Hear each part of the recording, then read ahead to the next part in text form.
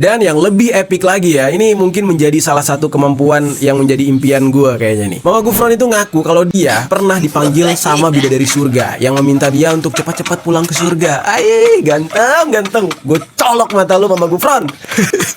Nah, Mama Gufron ini bilang, geng, kalau ada sebanyak 44 bidadari yang meminta dia untuk ke surga. Gila, Mama Gufron ngayal bet. Terus, apa tanggapan Mama Gufron ketika dipanggil oleh 44 bidadari surga tersebut, geng? Mama Gufron bilang kalau dia belum bisa pulang ke surga dengan alasan dia masih harus bekerja di dunia. Waduh, harusnya nih ya, The Avenger ada Mama Gufron di saat itu. Ada Thor, ada Hulk, ada Iron Man, Mama Gufron deh itu terakhir. Nah, lalu geng, ada video yang memperlihatkan salah satu ceramah dari Mama Gufron yang mengatakan kalau dia pernah mendapatkan pesan khusus dari malaikat. Nah, dia ngaku kalau dia ini sempat berkomunikasi dengan semua malaikat pada jam 2 dini hari sehabis dia menjalankan ibadah sholat khusus. Nah, dia juga mengatakan kalau ada malaikat yang memegang trompet turun menghampiri dia. Nah, tapi dia nggak nyebutin nama dari malaikat tersebut, geng. Dan kalau tebakan gue nih ya, dia nggak nyebutin nama malaikat itu antara dia lupa atau nggak tahu tuh nama malaikatnya siapa. Dan di dalam ceramahnya itu dia malah balik bertanya tuh sama si jemaahnya. Kalau kata gue sih dia nggak tahu gitu. Makanya dia nanya. Lalu Mama Gufron ini mengatakan kalau malaikat yang memegang trompet tersebut bilang sama dia. Dia bilang kayak gini, kalau ini dunia dipakai untuk permasalahan, lebih baik kiamat, katanya. Setelah mendengar pernyataan dari malaikat yang memegang trompet tadi, Mama Gufron ini ngaku kalau dia langsung berdoa kepada Allah Subhanahu Wa Taala untuk menjadikan dia tumbalnya aja dengan alasan banyak orang yang mencintai Allah Subhanahu Wa Taala dan para rasulnya. Dengan kata lain, Mama Gufron ini menjadi pahlawan lah agar menunda kiamat. Waduh. Assalamualaikum warahmatullahi wabarakatuh. Bismillahirrahmanirrahim. Di sebuah kontennya beberapa waktu kemarin ini, channel Kamar Jerry membahas tentang si Mbah Gufron Al-Maqqoli. Mulai dari sekilas riwayat hidupnya Mbah Gufron, profilnya, kelucuan-kelucuan dan berbagai kontroversialnya si Mbah Gufron selama ini, itu dibahas oleh Jerry yang pada kesimpulannya si Mbah Gufron ini penuh dengan kontroversi yang negatif. Ternyata ada komentar di kolom komentar konten tersebut dari pengikutnya atau orang yang pro Mbah Gufron mengingatkan Jerry agar hati-hati dalam menceritakan Abuya Mama Gufron, katanya ya, karena bisa berefek pada karir si Jerry. Karena katanya Mbah Gufron ini adalah seorang wali majdub. Gampangnya wali majdub itu wali yang nyeleneh dalam tanda kutip. Sampai oleh si Jerry komentar tersebut disematkan dan mendapat berbagai reaksi negatif yang tidak sepakat dengan komentar si pengikutnya Mbah Gufron tersebut.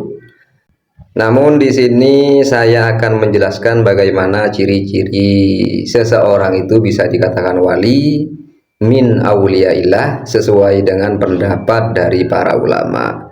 Saya tidak bermaksud atau tidak mau membahas soal komentar dari pengikutnya Mbah Gufron itu secara lebih jauh. Jadi dalam kitab Sirajut Thalibin juz 1 halaman 17 bahwa telah dikatakan bahwasanya tanda-tanda wali itu ada 3. Yang pertama selalu sibuk dengan Allah, yang kedua lari menuju pada Allah, dan yang ketiga tujuannya hanya pada Allah semata. Kemudian Abu Usman Al-Maghribi pernah berkata bahwa wali itu terkadang masyhur atau terkenal, namun tidak menjadikannya terfitnah atas kemasyhurannya. Justru kemasyhurannya tersebut menjadi berkah baginya dan bagi orang lain. Jadi kalau kemasyhurannya malah menjadi fitnah pada dirinya sendiri sampai viral seperti Mbah Gufron ini, ya silahkan Anda pikirkan sendiri. Bagaimana pernyataan-pernyataannya Mbah Gufron malah menjadi fitnah pada dirinya sendiri dan pada orang-orang di sekitarnya, bahkan mencoreng nilai-nilai luhur Pancasila, nilai-nilai agama dan harga diri bangsa Indonesia di sebagian negara tetangga kita. Kemudian kita itu sangat sulit untuk mengenali seorang wali.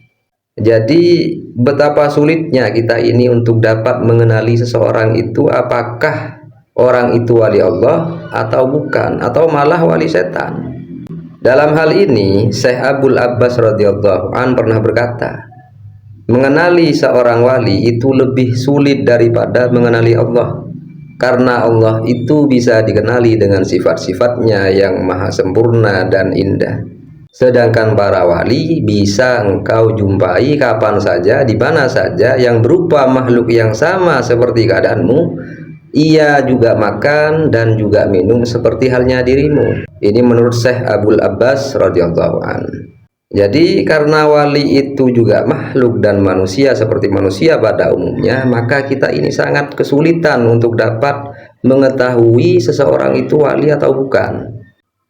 Maka sebenarnya wali itu adalah rahasia yang memang sengaja dirahasiakan oleh Allah. Nah, di dalam kitab Syarah Hikam juz 2 halaman 3 itu disebutkan bahwa bagaimana para wali itu bisa dikenal. Maka jawabannya, sesungguhnya Allah itu tidak akan memberitahukan keadaan mereka para wali Allah kecuali kepada sesama mereka sendiri. Artinya pada yang sama-sama wali. La ya'riful wali illal wali. Atau kepada orang-orang yang dikehendaki oleh Allah untuk memetik manfaat dari wali tersebut. Seandainya Allah memperlihatkannya sehingga manusia dapat mengenalinya, maka niscaya wali itu akan menjadi bukti atau hujah atas kesalahan manusia kelak di hari kiamat. Dan orang-orang yang mengingkarinya niscaya akan kufur. Begitu juga orang-orang yang tidak menghiraukannya niscaya akan berdosa. Allah merahasiakannya itu semata-mata hanya kasihan pada makhluk-makhluknya. Jadi kalau kita ini sudah tahu bahwa seseorang itu adalah seorang wali, kemudian kita mengingkari kewaliannya, menyelisihinya, maka kita dihukumi kafir. Entah kafir ini maksudnya kafir akidah atau kufur nikmat, Allahu a'lam. Dan kalau kita tidak memperdulikan para wali Allah, artinya menyia-nyiakan mereka, maka kita hukumnya berdosa.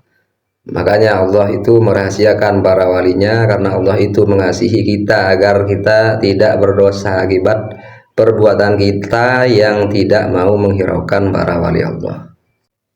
Terus si Mbah Gufron ini wali atau bukan? Secara hakikatnya saya katakan wallahu a'lam. Yang jelas pertama yang bisa mengetahui wali itu adalah yang sama-sama wali. Yang kedua, yang bisa mengetahui seorang itu wali adalah orang yang dikehendaki oleh Allah untuk mengambil manfaat kebaikan dari wali tersebut. Kemudian kita lihat dulu ciri-cirinya Mbah Gufron ini. Apakah sudah mirip dengan ciri-ciri yang dimiliki oleh para wali? Sebagaimana yang sudah saya sebutkan tadi, adakah wali yang telah menyatakan kalau si Mbah Gufron itu seorang wali? Dan siapa orang yang dikehendaki oleh Allah mengetahui bahwa kalau si Mbah Gufron ini wali sehingga orang tersebut dapat memetik manfaat dari Mbah Gufron itu? Nah, menurut keyakinan saya pribadi, kalau dilihat secara zahirnya, Mbah Gufron ini gak layak disebut wali Allah, tapi wali atau orang tua dari Pak Mujib. Ya, sepengamatan saya tidak ada ciri-ciri wali yang menempel pada Mbah Gufron. Karena secara umum para wali itu dapat teridentifikasi minimal mengandung 3 sifat sebagaimana yang diterangkan oleh Syekh Zarruq. Tsummal wali yu'rafu bi thalathin: itharil haqqi wal i'radi 'anil khalqi wal tizami sunnati bisidqi. Artinya, tetapi waliullah itu dapat dikenali dengan 3 tanda. Pertama, dia mengutamakan Allah. Kedua, hatinya berpaling dari makhluk-makhluk Allah. Dan yang ketiga, berpegang pada syariat Nabi Muhammad SAW dengan benar. Ya, kalau sering melakukan kesesatan, melanggar hukum syariat, itu namanya bukan wali Allah, tapi wali setan, atau minimal wali murid. Maka dari ini kita jangan gampang percaya pada informasi-informasi yang dikabarkan oleh orang-orang yang tidak jelas, orang-orang yang tidak sikoh bahwa orang itu wali, orang ini wali. Jangan gampang percaya. Tapi kalau yang mengabarkan itu seorang ulama yang memang dikenal memegang teguh ajaran agama Islam, maka silahkan dipercaya. Wallahu a'lam bishawab, kurang lebihnya silahkan dikoreksi. Hadanallahu wa iyyakum. Assalamualaikum warahmatullahi wabarakatuh.